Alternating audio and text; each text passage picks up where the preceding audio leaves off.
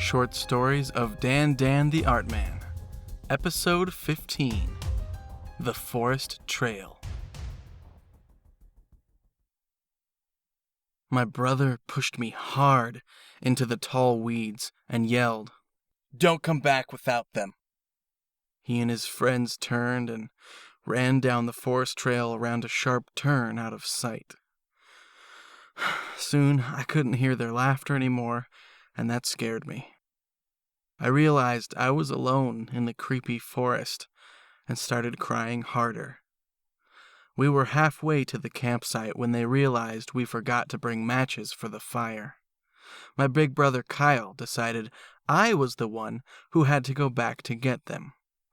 I told him I was too scared to go alone and started to cry, which embarrassed him, so he pushed me. Now I was alone in the spooky woods, no longer excited to finally be on my first camping trip with my brother and his friends. I agreed someone needed to go back, because sitting around a fire is the best part of camping. Watching the flames, feeling the warmth, telling stories, roasting weenies, and making s'mores. The forest trail we took to get to the campsite was a fun one when you were with people, but alone, it creeped me out, even in the daytime. On the way, I had spent my time in the back, following my brother and his friends.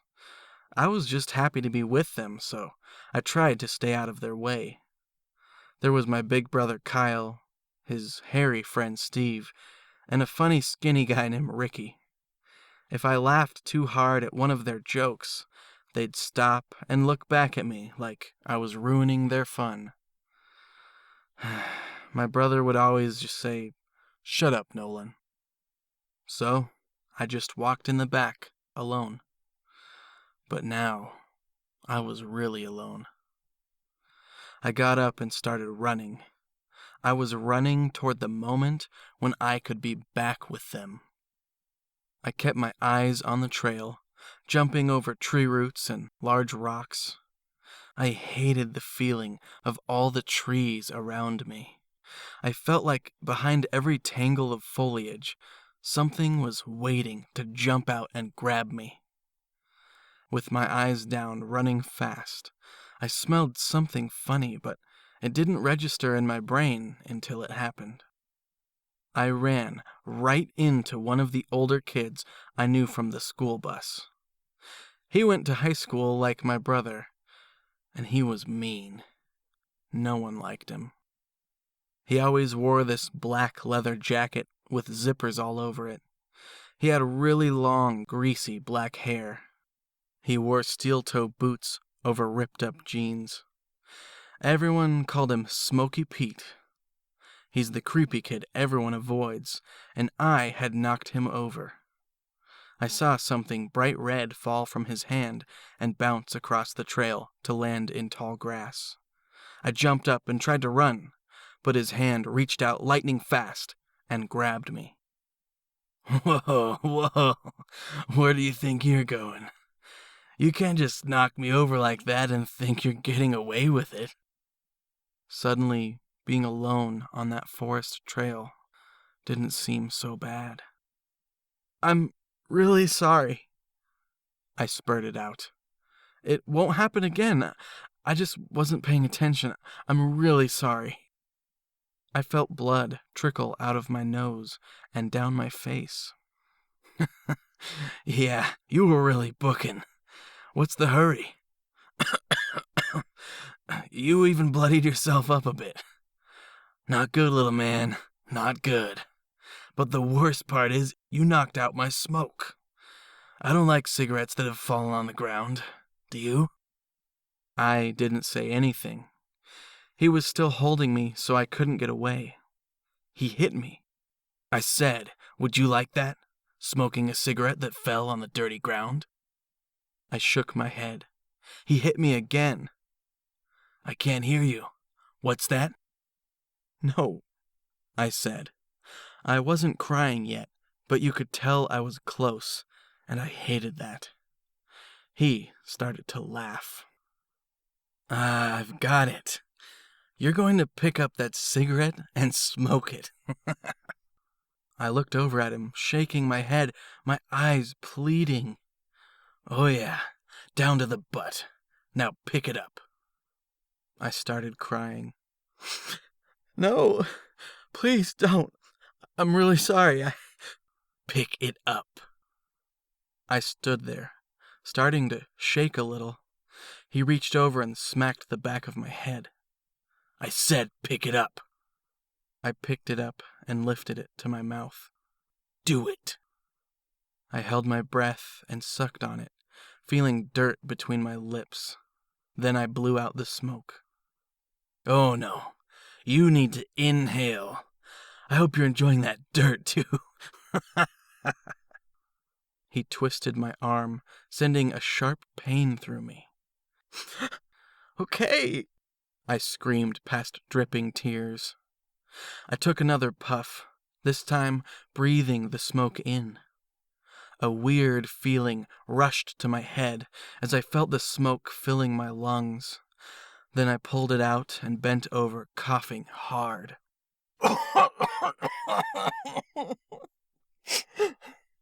It was so hard to breathe, and I was dizzy. It tasted nasty. I opened my eyes and saw that little red shape gleaming in the sun. Then I realized what it was and got an idea. I stood and looked at the cigarette. Smoke was trailing off the end in little wisps. I looked at him. I knew what I had to do. I looked toward the red piece of plastic, glittering and shining in the sun. What are you looking at? Take another drag. I kept looking. When he looked over his shoulder, I jammed the cigarette into his hand. He spun and dropped it, screaming out in pain. Ah! I was already past him. I grabbed the beautiful red lighter and started sprinting. I've never run so fast in all my life. I'm sure that even as an older kid with longer legs and bigger lungs, I couldn't run as fast as I did that day, with so much fear and excitement pushing me forward. I was running away from the safety of my brother and his friends, but I knew I was too far to make it to them in time. Down the path a bit further, I remembered the tall weeds my brother had pushed me into. If the bully caught me now, I'd be getting more than another lungful of smoke. He'd pulverize me. So I ran.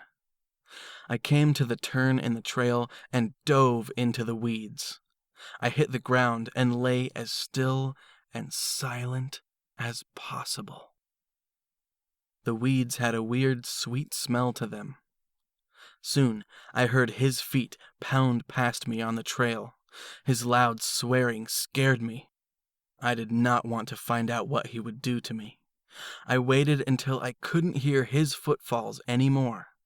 Then I got up and ran the other way. I ran full out all the way back to my brother. They were all laughing about something, totally unaware I had just escaped certain death. Then I heard it. Another person running up the trail behind me. I knew who it was without having to turn back. I ran behind my brother and screamed. He's trying to hurt me and make me smoke his cigarettes because I accidentally ran into him. Smoky Pete was looking at my brother and his two friends. He was easily bigger than all of us, but there were 4 of us and 1 of him. His words came out slow and staggered around his breaths to gasp for air. Hiding behind your friends. I knew you couldn't outrun me. So I figured you hid and then ran the other way. Now I see why. But they can't protect you. Why don't you guys just get out of here? My business is with that little snot. You're right, Smoky Pete. He is a little snot. But he's also my little brother. What are you doing punching out a little snot anyway? Get bored giving yourself cancer with those stupid cigarettes you bummed off your mom? My brother the one who constantly made fun of me, picked on me, and pushed me around, was protecting me. It made my heart swell. I'd never felt anything like it towards my brother. I didn't punch him. That happened when he ran into me.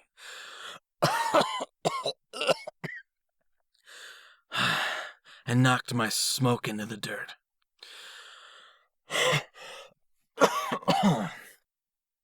It was very unfortunate. But you know what? I'm feeling charitable. I'm willing to forget you just said that. Just make the smart choice and get out of here before I make you regret what you just said to me. Wow. Are you guys as surprised as me? My brother looked at his friends. Unfortunate. Charitable. I didn't know Smoky Pete knew big words like that. Did you? They smiled and shook their heads. I think that's when Pete realized my brother and his friends wouldn't back away from a fight. His smile was gone. He looked back and forth between them, and then he looked at me. His hand came to rest on the burn I had given him with his cigarette. His face grew dark. I still see that face in my nightmares sometimes.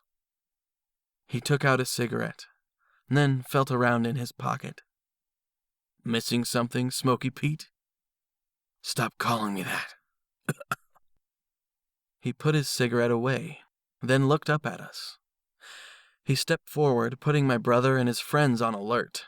They tensed up as he walked toward them. Then he leaned around my brother until his eyes met mine.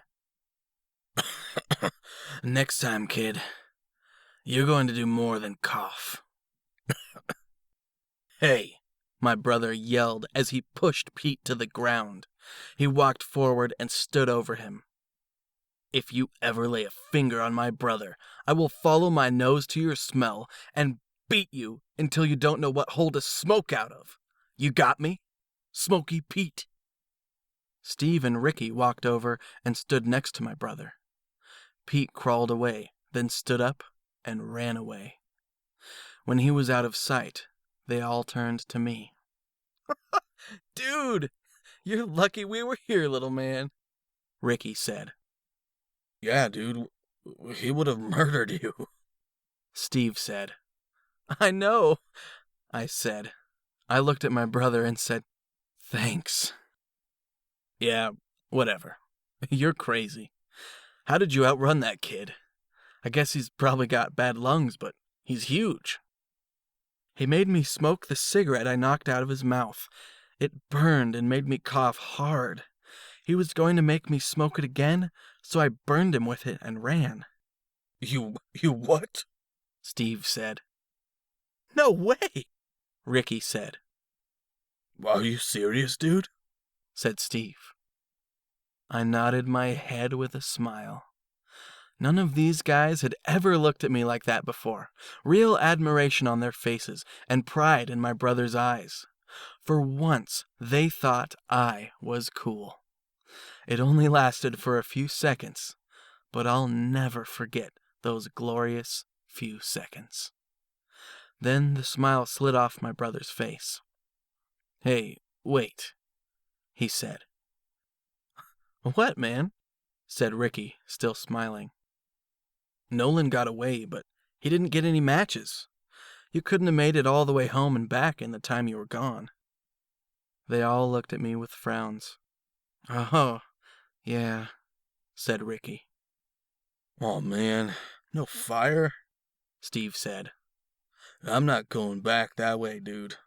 I'm afraid I'd run into Smoky Pete. I smiled and pulled out the red lighter, holding it up. I flicked it on. A bright little flame danced around above my fingers, and their smiles returned. The end. Hey guys, this is Dan, the author of that story, and obviously, as you can tell by my voice, the narrator. Man, it feels so good to be in the studio recording one of my own short stories again. The last one I did was a Halloween story, which means it's July right now, which means that was last October. That is horrible. When I first started this podcast, I just meant for it to record my own fiction, my own short stories, and put out one story a month. Well, that didn't last. But, really, liked this little story. I think it was in some ways like sort of kind of an homage to one of my favorite stories, which is The Body by Stephen King. The movie Stand By Me is based off that short story, even though it's a really long short story, more almost like a novella, I guess. But I just love the sense of kids out in the woods, camping, whatever. This story was about more of just kind of like a bully, but I wrote it with the intention to only be 2,000 words long, and it was just under at like 1,994 or something like that. Because there's this really cool website I found called quarterreads.com, and you can submit your short stories to them, and if they approve them, your stories can go for sale for a quarter. But they have to have a max count of 2,000 words, which is pretty much the length of the story you just heard. So you can find this story at Quarter Reads for a quarter, or you can get it for free at smashwords.com, barnesandnoble.com, all of those places as an ebook. Just want to give you guys a few updates since I'm here and the mic's all warmed up. I started working a second job at United Airlines, and then they contracted out all our work, so now I don't work there anymore, but for about the last 11 months or so, I worked 2 jobs, and so the only short story I wrote was one that I got accepted into an anthology, which is now published and for sale right now. It's called Dimensional Abscesses, and it's really cool. It's a whole bunch of short stories that are about a portal that takes you to places you don't want to go. I'm really proud of mine. It's a coming-of-age fantasy adventure story about a prince who finds out he needs to go through a portal and face off against a dragon to restore magic to their kingdom because the wizard who's lived for generations is dying. So he needs to find a way to become the next wizard for his kingdom. And he's like kind of the only one who can do this. It's a really fun story. That one is about 6,000 words, so it's 3 times longer than this one. I can do math real good. And actually I can't, which is why I majored in art. But I am working on recording all of my short stories through this microphone at a better quality. A lot of my older ones were recorded with like a digital voice recorder. And so I'm going to eventually publish all of those as an anthology on Podiobooks.com, an awesome website where you can go to get free audiobooks, and there's tons of great ones. Great ones by Nathan Lowell, who does space opera, which is a kind of science fiction, kind of like adventure. J.C. Hutchins has some great kind of sci-fi thriller stuff. Scott Sigler has some sci-fi horror/thriller stuff. I just listened to Nocturnal this year. I gotta say, that's easily one of the best books I've listened to all year. Podiobooks.com, an awesome place. It's always been a dream of mine to get on there. And so I'm getting closer. I just need to finish recording and editing all these stories, and I'm getting close. I just have a couple more. And then every time I put out a new one, that'll just become part of the anthology. It's going to be called DanTheArtMan, a short story anthology. You've already heard them for free on this podcast, but they're going to be coming out with a new recording if there were old stories that have poor audio quality or subpar. So I'm also going to publish that on audible.com as an audiobook for sale, but you can snag it for free at Podiobooks. Anyways, thank you guys so much for listening to my story. This podcast also, I put out a bunch of book reviews. They're usually very short, and so check that out too. DanDanTheArtMan.com is where you can find me. That's where you can find me on Google+, Facebook, Twitter. And love to hear from you. Tell me what you thought of the story. And I also narrate audiobooks, so if you like my voice, maybe you could sign on and I could narrate one of your stories. Or, if you just really want to put it out as a free podcast, we could talk about that too. I love giving back to the codfish, to the podcast community, because I've gotten so much from it. I love podcasts, and I love podcast fiction. I'm also working on a couple novels. One's like a sci-fi thriller about people that become infected with nanotechnology, and it messes up their brains, so they kind of become zombies, and they bite other people, and the nanotechnology goes through the bloodstream and implants into other people, making them crazy. But our hero's love interest is the one person who gets bitten, and it doesn't drive her crazy. But the nanotechnology gives her healing ability. She can heal quickly, run really fast. She's incredibly strong. So she's pretty much like a super soldier from this nanotechnology. And I really need to finish that novel. I think it's the 4th novel that I've written, that I'm still writing. I think it has a shot at being the first novel I actually will publish. Because those other 3 novels have some awesome stuff I'm really proud of, but I would never publish them unless I did a massive rewrite. Because I was learning while writing them. Learning a lot. I'm still learning. I'll always be learning. But I stopped and really studied plot and story structure because that's what I was missing. I could write a pretty sentence, but I couldn't tell a good story, so I had a problem. Only took me 3 novels to figure that out.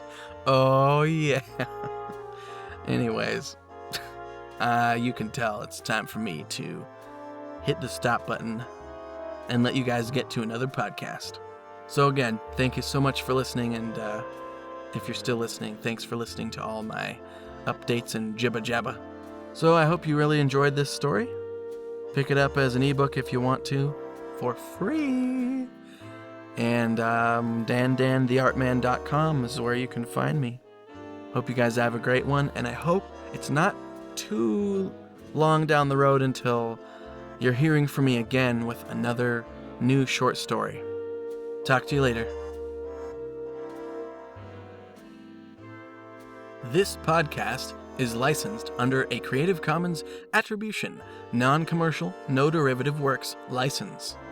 Music by Kevin MacLeod, found at incompetech.com. See you next time.